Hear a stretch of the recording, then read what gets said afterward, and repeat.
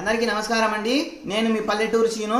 పల్లెటూరి వారి మాట పాట అన్నటువంటి శీర్షికన ఈరోజు ఉదయపు మాట అరుణాచలపు మాట.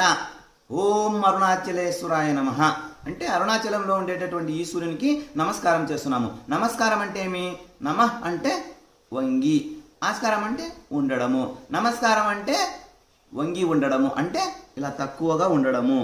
ఎప్పటికి కూడా ఈ తల అనేటటువంటి ఎప్పటికి కూడా శివునికి కిందే ఉంటుంది, ఇలా కాకుండా ఇలా ఉంటుంది. అందుకే మనం ముక్కేటప్పుడు ఇలా ముక్కుతాం, అంటే తలను కిందికి దించుతాం. దానినే నమస్కారం అని అంటారు. అది పెద్దల పట్ల కావచ్చు, దేవుళ్ళ పట్ల కావచ్చు, ఎవరి పట్ల అయినా కావచ్చు, దానినే నమస్కారం అని అంటారు. అంటే వినయ విధేయతలతో ఎప్పటికి కూడా తగ్గి ఉండడమే నమస్కారంలో ఉండేటటువంటి గుణము. అలా మనం ఏం చేస్తున్నాము? ఈరోజు అరుణాచలేశ్వరునికి నమస్కారం చేస్తున్నాము. అరుణాచలేశ్వరునికి మనం ఎప్పుడు కూడా తగ్గి ఉంటున్నాము, అంటే దేవుని దగ్గర మనం తగ్గి ఉంటున్నాము అని అర్థము. అలాంటి దేవుని గురించి ఈరోజు మనం తెలుసుకునేటటువంటి చిరు ప్రయత్నం. అరుణాచలంలో దేవుడు, అరుణాచలం అనేటటువంటిది ఒక కొండ మాత్రమే కాదు, అది ఒక పవిత్రమైనటువంటి స్థలం. ఎలాంటి పవిత్ర స్థలం? అలాంటి పవిత్ర స్థలంలో శివుడు తనను తాను అగ్ని స్వరూపంగా ప్రకటించుకున్నాడు. పంచభూతాలలో అగ్ని ఒకటి. ఈ అగ్ని లేకపోతే మనకు తినడానికి తిండి లేదు. ఆదిమ మానవుడు నిప్పును మండించిన తర్వాత అగ్గి పుట్టడం జరిగింది. ఎప్పుడైతే అగ్గి ప్రారంభమైందో, అగ్గిని కనుక్కొనడం జరిగిందో, అప్పటి నుంచి నవీన నాగరికత బాగా విస్తృతంగా ప్రారంభమైంది.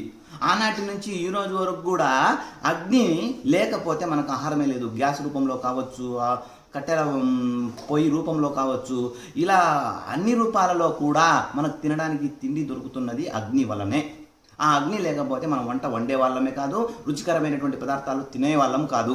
అలాంటి రుచికరమైనటువంటి పదార్థాలు తినడానికి, మనం వంటలు వండుకోవడానికి ప్రధాన కారణమైనటువంటి అగ్నిని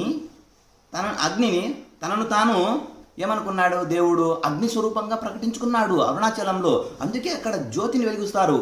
జ్యోతిలో ఏముంటుంది? అగ్ని ఉంటుంది. అందుకే ప్రతి సంవత్సరం కూడా అరుణాచలం కొండ మీద ఒక జ్యోతిని వెలిగిస్తారు. జ్యోతిలో ఏముంటుంది? అగ్ని. అందుకే అగ్ని స్వరూపంగా తనను తాను ప్రకటించుకున్నాడు అరుణాచలేశ్వరుడు.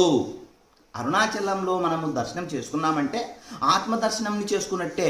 అక్కడ అరుణాచలంలో శివయ్య దర్శనము అంటే మన ఆత్మను మనం దర్శనం చేసుకున్నట్టే. ఆత్మ అంటే ఏమి? మనస్సు. ఈ శరీరము, ఈ దేహం అనేటటువంటిది ఆత్మను తొడుక్కొని ఉంది. ఆత్మ ఒక దేహాన్ని తొడుక్కొని ఉంది. అంటే ఆత్మ ఎక్కడ ఉంటుంది? లోపల ఉంటుంది. ఆ లోపల ఉండేటటువంటి ఆత్మను మనకు మనమే దర్శనం చేసుకోవడం. ఏ విధంగా అయితే మనము మాసిన వస్త్రాలను కడుక్కుంటామో అలాగే మన ఆత్మను కూడా, ఆత్మ ఉనికిగా మరి దాన్ని కడుక్కునేటటువంటి పవిత్రమైనటువంటి స్థలమే అరుణాచలం. ధన్యవాదములండి.